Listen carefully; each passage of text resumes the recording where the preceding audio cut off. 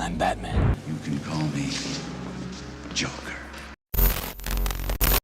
These videos are not for children. If you are a children, then piss off.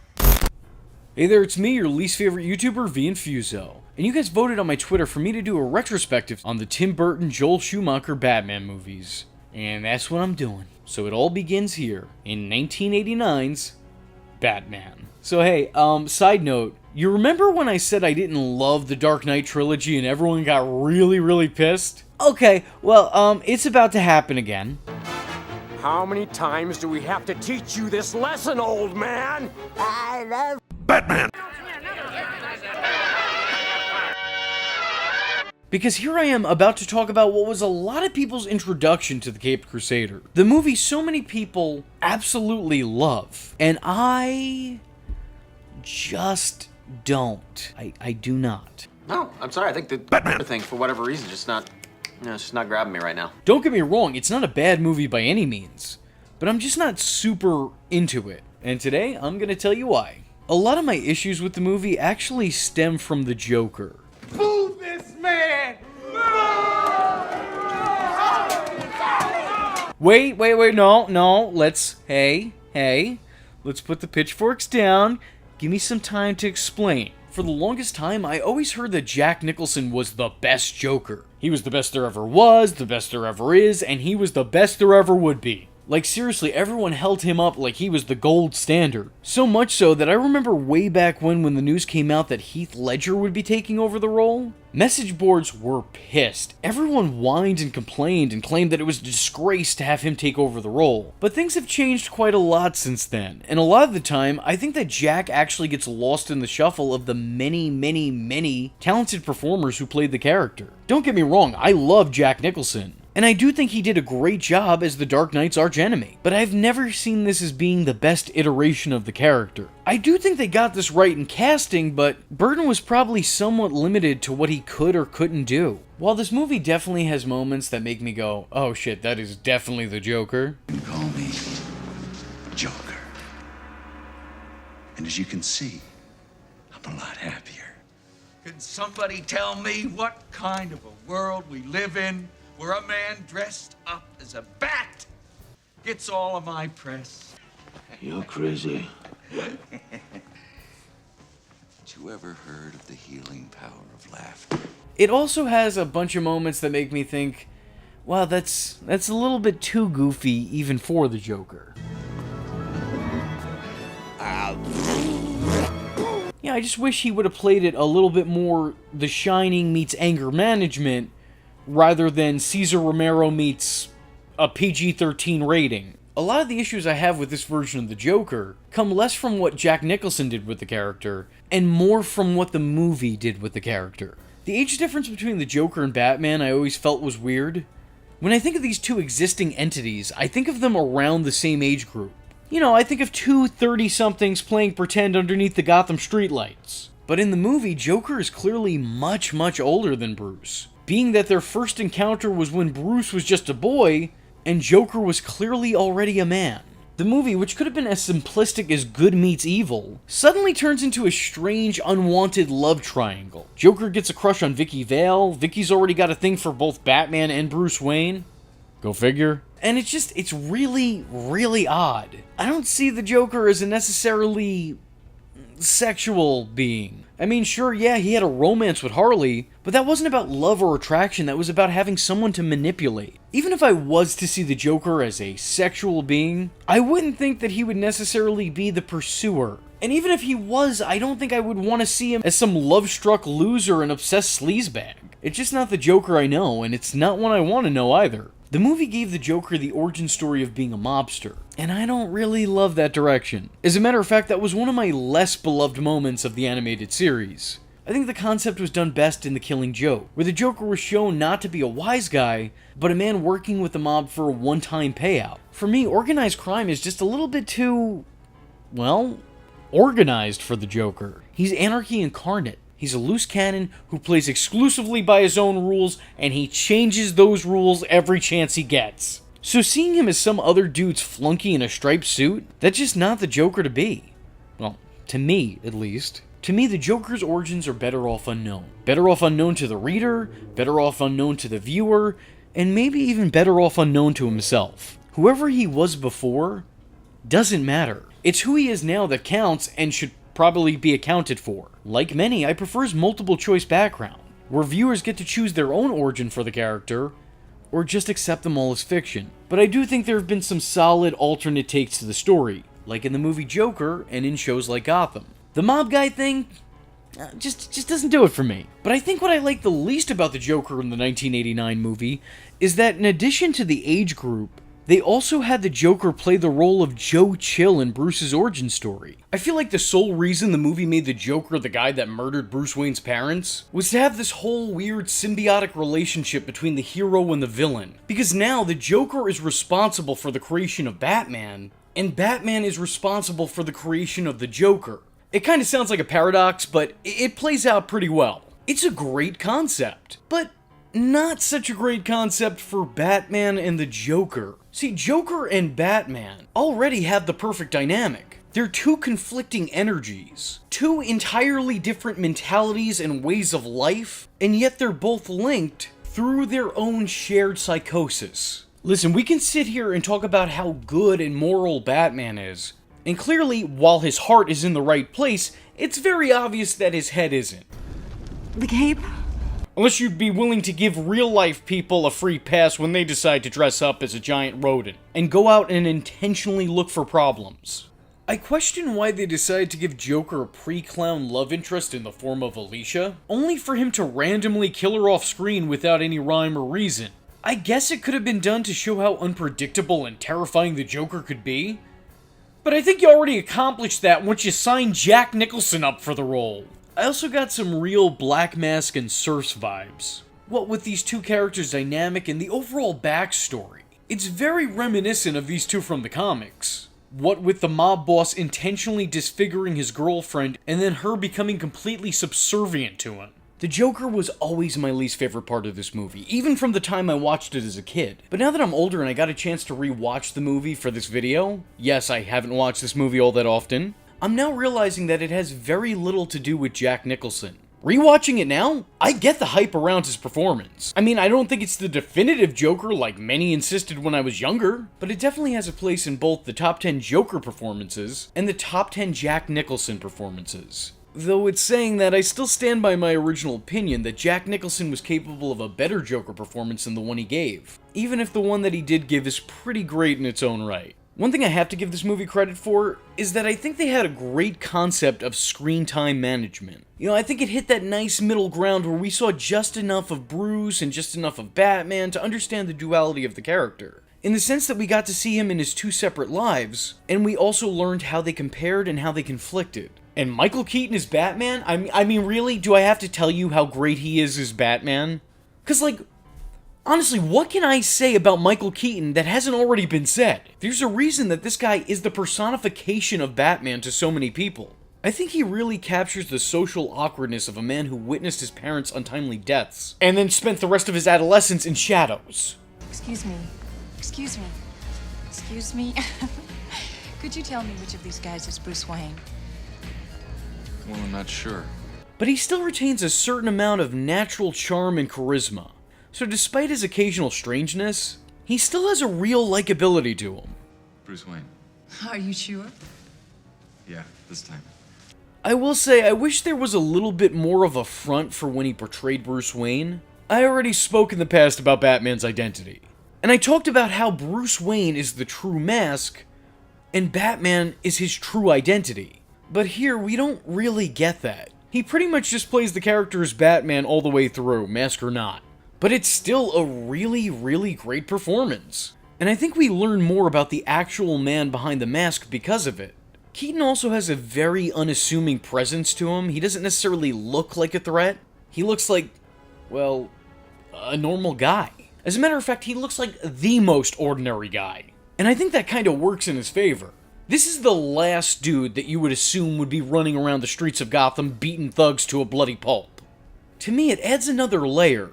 Who's gonna believe that this guy is some buffed up night ninja in a strange Zorro cosplay? His stoicism never at any point feels forced. You know, you never really feel like he's putting on a performance. It's all very second-natured and natural. You know, you don't have someone deepening their voice to try and sound scary. What the hell are you? I'm Batman. There's already something just naturally intimidating about this man in the cowl. What are you? I'm Batman. Even if it sounds like he's whispering to you indiscreetly, it's still very alarming. There are elements from this movie's depiction of its titular hero that I don't really love. I don't like that Bats openly and intentionally kills people. I will never like that. To me, that is not the character. But in that same breath, this movie does showcase the Dark Knight as an expert in hand-to-hand combat, an intelligent investigator and detective. Oh yeah, and a fucking scientist, which is not something you get in every Batman project. Overall, I can just go on and on and on about how good Michael Keaton is, but I'll just keep it short and say, there's a reason people are excited to see the return of this Batman in the upcoming Flash movie.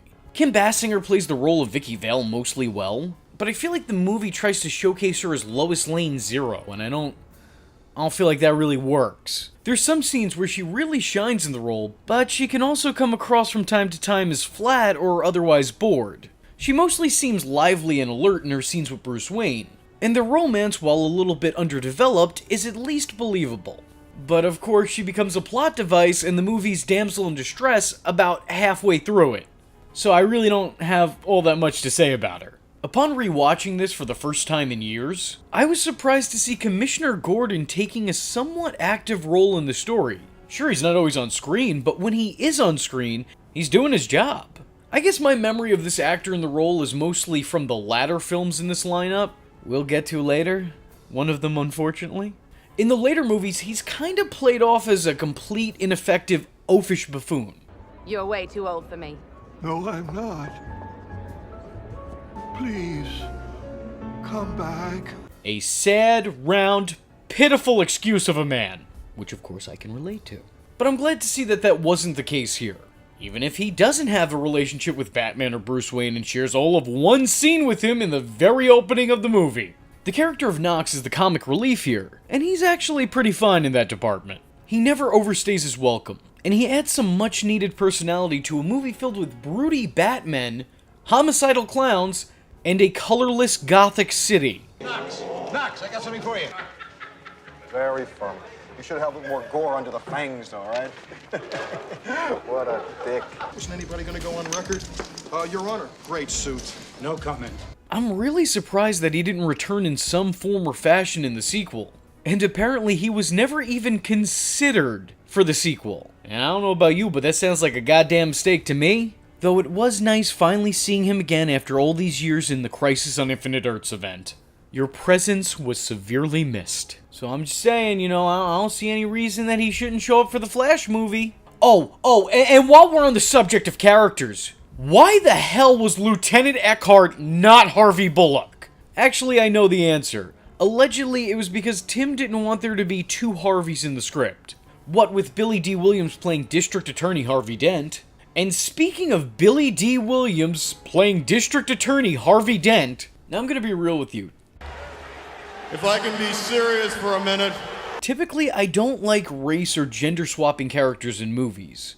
I like things sticking as close to the source material, at least spiritually, as possible. I don't need the same exact events, I just need the characters to feel like they're the characters. So major changes to their identity, I'm not really for. Let somebody finally make the White Spawn movie I've been hearing about for years, and I swear to God, and I will light all of these tiki torches. Though in saying that, I don't think it's the worst thing in the world. Ultimately, I think the most important thing is performance. And if there's a performance powerful enough to transcend that barrier, fuck it.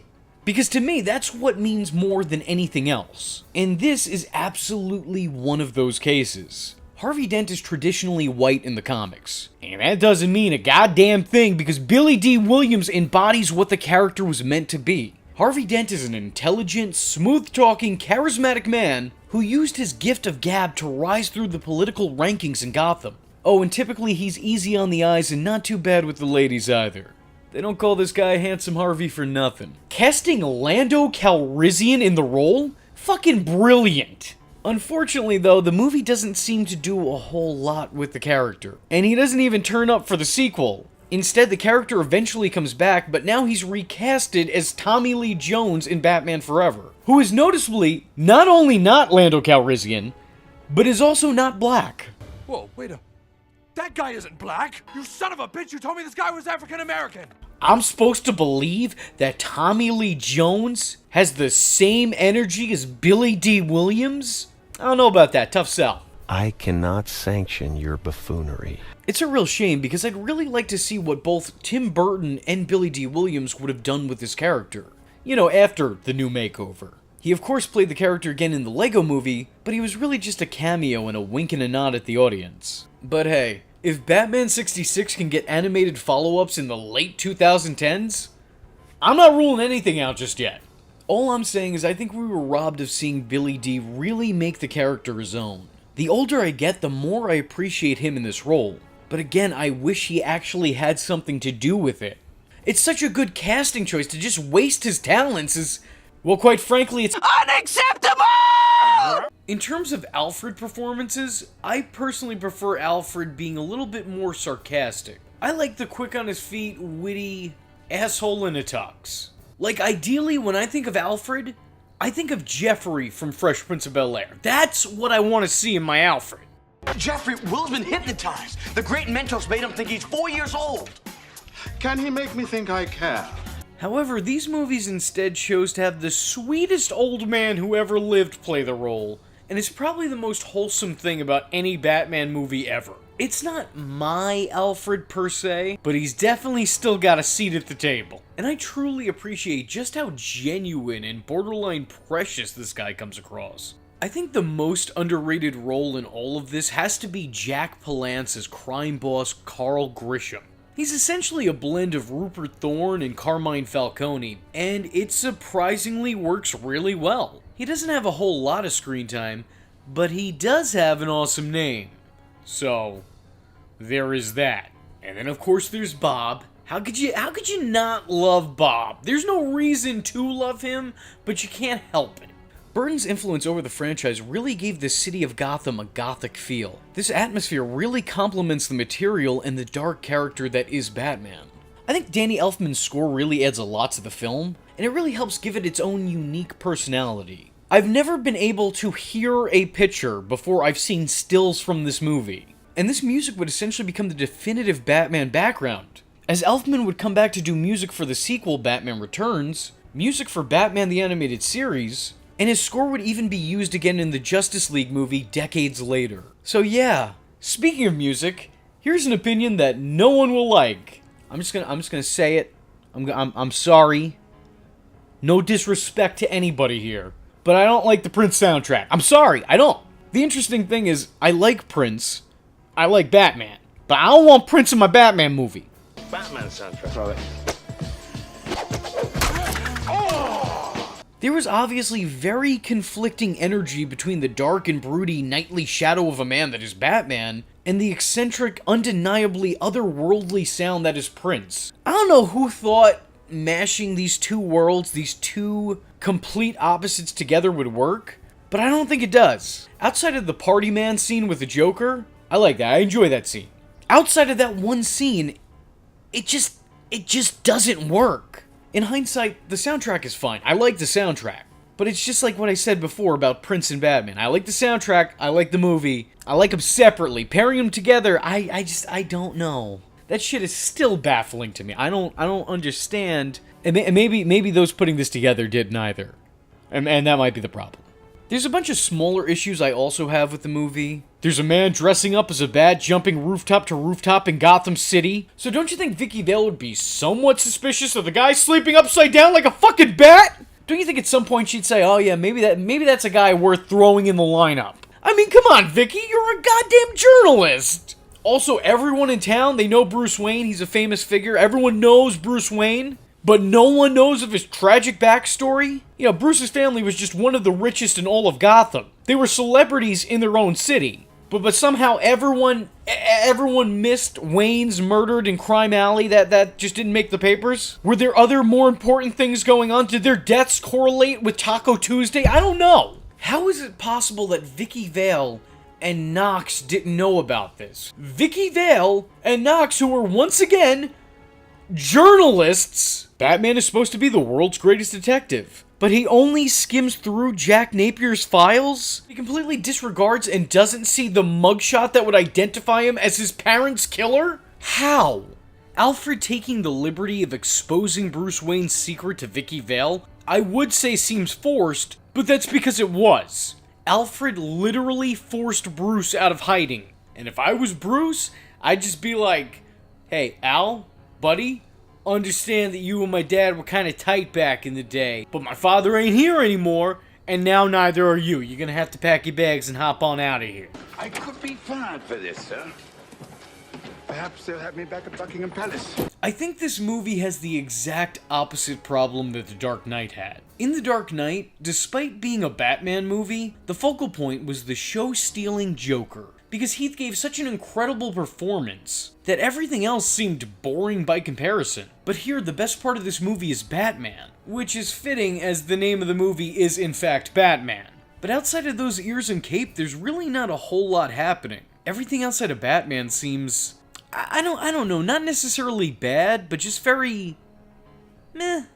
Now look, while this may not be the definitive Batman to me, there's no denying that it undoubtedly inspired other performers in the role, and it helped mold the image of the Caped Crusader that the general public knows and loves today. You gotta think, before this, we had those really cheap, cheesy Batman serials, which I will eventually get to on this channel, and we had Batman going to bars, drinking a nice tall glass of OJ, and then going out on the dance floor to bust a move. That was the Batman that people knew at the time. Many people, myself included here, see the animated series and the Arkham series as the definitive versions of the character. But the thing is, the animated series wouldn't even exist had it not been for the success of the 1989 Batman movie. Tim Burton's Batman may not be my Batman, but this Batman was the catalyst for what would become my Batman.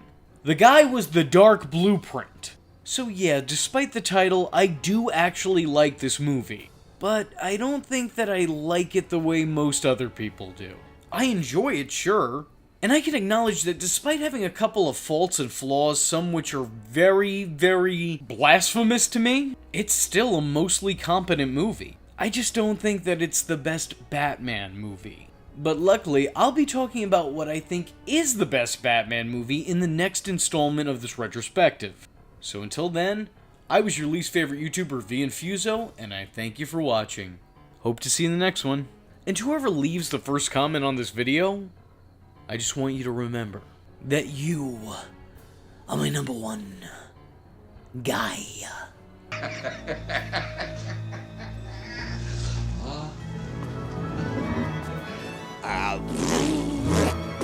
I am vengeance. I am the night, and that was Infuso. Just remember, if you're not tuning in, then you're missing out. So, if you like the words that came out of his mouth hole, and you too would like to become a V-generate, don't forget to like and subscribe. Thanks for watching, nerds! And if you're not joining the fun, you're in for one bad day. And you know what they say about having one bad day?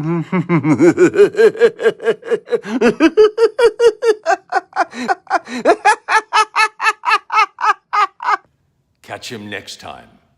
Same bat time. Same bat channel.